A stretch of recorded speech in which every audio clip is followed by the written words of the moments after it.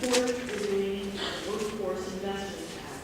Why or why not? I do support renewing our Workforce Investment Act because those are dollars that come back from the federal government and we invest in our workforce to retrain, upskill, and ready our workforce to meet the 21st century.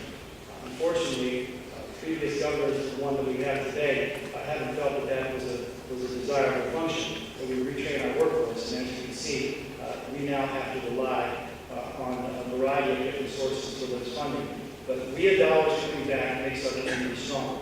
The public-private partnerships that we create between our universities, local businesses, and we can marry up the curriculum at our universities with the private economy makes our country stronger. We have direct pipelines for investment, and I do support the extension of those funds. But let me just say this.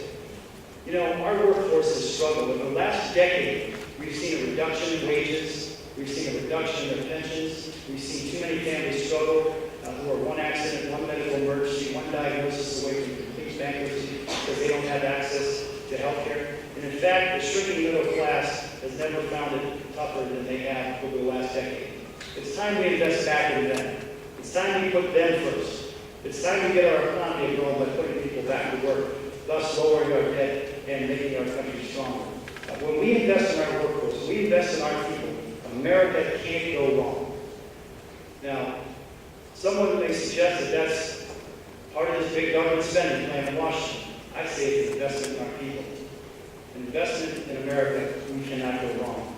Again, when we have a skilled workforce that can critically think, multitask, problem solve, we can compete against anybody in this world.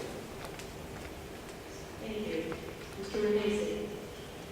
I believe that the greatest way to develop our workforce is to give our opportunity to our small businesses and give them the opportunity with less taxes, less health care expenditure, less taxes, and we talk about health care, taxes, and of course cap and trade. If you can give the small businesses those opportunities and those dollars, and they will reinvest it back and grow their business. There are not businesses out there today that want to sit back and not reinvest in their business or not reinvest in their workforce, but they definitely need certainty and predictability that they don't have. So the greatest asset, the greatest opportunity for workforce redevelopment is giving the individual companies, the small business owners, the opportunity through less taxes to be able to grow their company and increase their employment. Thank you, Mr. Renacci. Mr. Blevins. Again, I get back to the Constitution.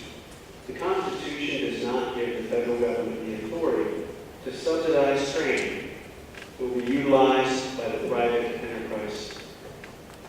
By reducing spending and taxes on all Americans and businesses, we free up the capital necessary for small businesses to use that money in training the more efficient, the workforce of America.